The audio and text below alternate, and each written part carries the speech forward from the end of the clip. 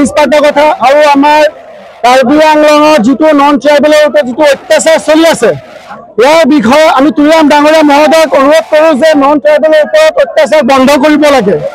আৰু আপুনি কেইবাদিনৰ পৰা পাই আছে আমাৰ নন ট্ৰাইবেল মানুহৰ ঘৰে ঘৰে গৈ যিটো অত্যাচাৰ চলাই আছে তেওঁলোকক কোনে অধিকাৰ দিছে অত্যাচাৰ চলাবলৈ। এইটো আমাৰ হেমন্ত বিশ্ব শৰ্মা ডাঙৰীয়া ষ্টেটৰ পৰা তেওঁ চেণ্ট্ৰেল ষ্টেটৰ পৰা তেওঁ চকু দিব লাগে।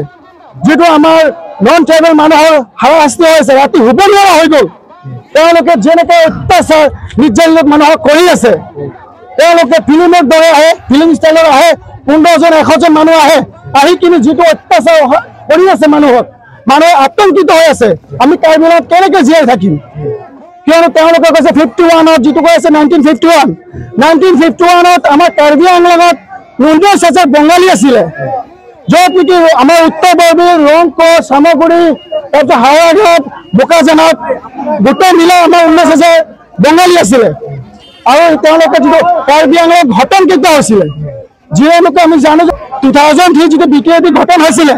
2003 আগত যিমান নন ট্ৰাইবেল মানুহ আছিলে তেওঁলোকে সমান অধিকাৰ পাইছে। তেতিয়াহ'লে আমাৰ কাৰ্বি আংলং অট'নমাছ কাউন্সিল ঘটন হোৱাৰ সময়ত যিমান মানুহ আছিলে তেওঁলোকে সমান অধিকাৰ কিয় নাপাব। তাত বিটিএডিত যিখিনি সুবিধা পায় আমি ইয়াত কিয় নাপাম। এখনো ছিক্সুৱেল ইয়াত ST ৰিজাৰ্ভেশ্যন 100% কৰিব বিচাৰিছে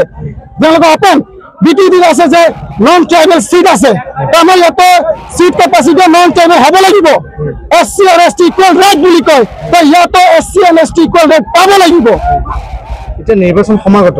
এতিয়া আপোনালোকে কেনে ধৰণৰ পদক্ষেপ ল'ব যদি আমাৰ মানি নলয় যদি চৰকাৰে 2026 আগত মানি নলয় আমাৰ বঙালী যিমান ছাত্ৰ ফেডাৰেশ্যন বঙালী সমাজৰ পৰা যিমান আমাৰ আছে বঙালী মানুহ আছে আমি বিজেপিৰ পৰা আমি বয়কট কৰিম বয়কট কৰিম আমি যদি আমাৰ বঙালী সমস্যা সমাধান নকৰে। এগৰাকী CM আছে হিমন্ত বিশ্ব শৰ্মা তেখেতক কি জনাব। আমাৰ CM মহোদয়ক আমি এইটোৱে জনাওঁ যে তেওঁ মুখেৰে চাৰিবাৰ ক'বলৈ নহ'ব। কালি শুনা পাইছে আপোনালোকে 7-1 আগত যিটো কৈছে বিভোটৰ সমস্যা বিভোটৰ মেলাক চব আঁতৰি যাব তেনেকে নহয় তেওঁ কেবিনেট পাছ কৰক।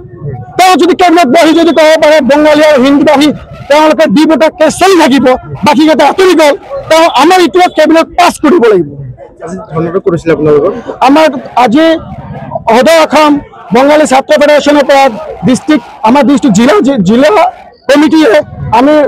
ৰংপুৰ উদৰজনৰ পৰা ধৰি আমাৰ ৰংপুৰ 4 নম্বৰ ব্লকলৈকে আমি কেণ্ডেল মাৰ্চ কৰিছোঁ। আজি আগতে বঙালী ফেডাৰেশ্যনৰ এজন উপাধিৰ বিষয়া আহিছিলে আৰু তেওঁ এটা উত্থাপন কৰিছিলে যে তেওঁলোক যদি বঙালীসকলে ইচ্ছা কৰে তেনেহ'লে CM তুলিয়া মহাক উঠাব পাৰে আৰু নমাব পাৰে। এই বিষয়ত আপুনি কি ক'ব। একচুৱেলি দীপক দে মহোদয়ে তেনেকৈ কোৱা নাছিলে। দীপক দে পুৰা ভাষণটো দেখুওৱা নাছিলে নিউজত তাৰ পৰা কাটি দিছে। তেওঁ কৈছে যে নন ট্ৰাইবেল মানুহে ইচ্ছা কৰিলে ইচ্ছা মানে গোটেই যদি মিলি যায় ভোটৰ মাধ্যমেৰে চৰকাৰ বনাব পাৰে চৰকাৰ আঁতৰাব পাৰে তেনেকৈ কৈছিলে তেওঁ। কিন্তু কিছুমান মিডিয়াই এইটো কাটি কিনে তেওঁক এইটো বনাই দিছে। হয় আজি মই এইটোৱে ক'বলৈ বিচাৰিছোঁ যে আপোনালোকৰ যোগেদি আজি আমাক যিটো কাৰ্বি আংলঙত যিটো 6 চিৰিয়েল আমি মানুহ চব জাতীয় সংগঠনত আমি ভাল পাওঁ কিন্তু আজিৰ দিনত আমাৰ যিটো বঙালীক যিটো আমাৰ ডিভোটৰ গৰিহণা দি আছে যিটো আমাৰ মাটিৰ ক্ষেত্ৰত আমাৰ লিষ্ট পাট্টাৰ গৰিহণা দি আছে যিটো আমাৰ অনা বঙালী বুলি বা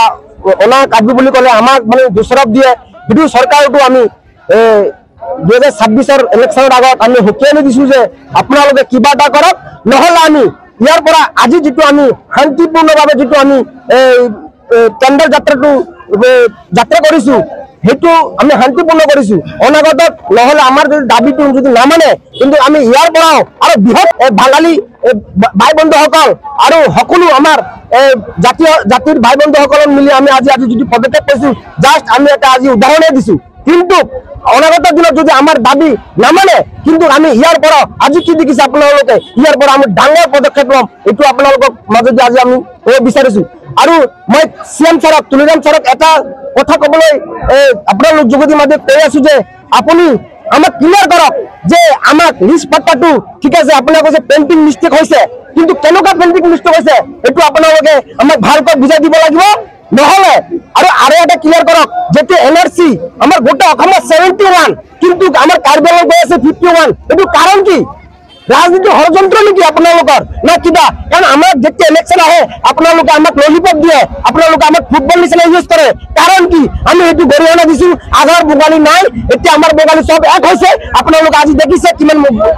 মানুহ আমাৰ ইউথ কিটা ওলাইছে অনাগতত আমি ইউথ নহয় গোটে আমাৰ বঙালী ভাই বন্ধুসকল মিলি বৃহত্তৰভাৱে আমি আন্দোলন কৰিবলৈ আমি সাজু হৈছো আৰু আমাৰ যেটো নাকি কা 2024 লগাই দিছে এটো আমি নামানো কাৰণ ইয়াৰ ৰাইজ ৰংপুৰ উত্তৰ বৰবিল হামাগুড়ি ৰাইজ ইয়াৰ ৰাইজ একদম আগৰ পৰা মানুহ আছে ইয়াত কোনো নতুন অহা মানুহ নাই আপোনালোকে লাগে তদন্ত কৰিব পাৰে এটো আমি 100% কৈছো ইয়াত আমি লোকেল বাসিন্দা হয় ইয়াৰ বাসিন্দা বাইৰে পৰা অহা নাই আৰু যেটো আপোনালোকে সরকারে আপোনালোকে দেখিছে দুদিন আগত যেটো আমাক কৈছে কা 2024 লগাই দিছে ডিসেম্বৰৰ 31 ডিসেম্বৰলৈকে দিছে আপোনালোকে জানে এটো কিয় দিব কাৰণ আমি কাৰ জড়িত বাংলাদেশ আমাক সজাই আছে কাৰণ কি এটো ৰাজনীতিক ষড়যন্ত্ৰ নেকি আমাক কিয় দেখা কৰিব লাগে আপোনালোকে বাৰবাৰ হাৰাস্তি দিয়ে আমি এটো নামানি এটো কাৰণে চৰকাৰক আমি গৰিহণা দিছো আৰু অনাগত দিনত আমি আৰু বৃহত্তৰভাৱে আমি আন্দোলন কৰিবলৈ সাজু আছো আমাৰ যিমান আমাৰ সংগঠন আছে সব এক হৈ আমি আন্দোলন কৰিম মূল দাবীকেইটা কি কি আছে আমাৰ দাবী হল আমাৰ যেটো সেম ছাৰে কৈছে 51 না 71 আপুনি এটো ক্লিয়াৰ কৰক আমাক যদি 51 কৈছে এটো আমি আৰু ডাঙৰকৈ আমি বুঠাল কাৰণ আপোনালোকে জানে বাঙালী জাতিটো আমাক ভাৰত স্বাধীন কৰা জাতি হয় ক'ত নাই বঙালী মানুহ গোটেই ওয়াৰ্ল্ডত বঙালী মানুহ আছে গোটেই ভাৰতবৰ্ষত বঙালী আছে অসমত বঙালী আছে কাৰ্বিআংলং জিলাত বঙালী আছে আমিতো আগৰ পৰা আছো ভাই আমিতো নতুনকৈ অহা নাই ইয়াত কি আমাক হাৰাস্তি দি আছে তো মই এইটোৱে প্ৰশ্ন কৰি আছো যে আপোনালোকে লিষ্ট পত্ৰটো ক্লিয়াৰ কৰক আৰু কাৰ্বিআংলঙত আমাক এনেকা ফুটবল নিচিনা দেখিব আমাক ভালকৈ আপোনালোকে এটো তদন্ত কৰি দিয়ক এটো আমি সরকারক প্রশ্ন দিছো নহলে 26 ইলেকশন কিন্তু বহুত ভয়ানক হ'ব এটো আমি সাজু আছো।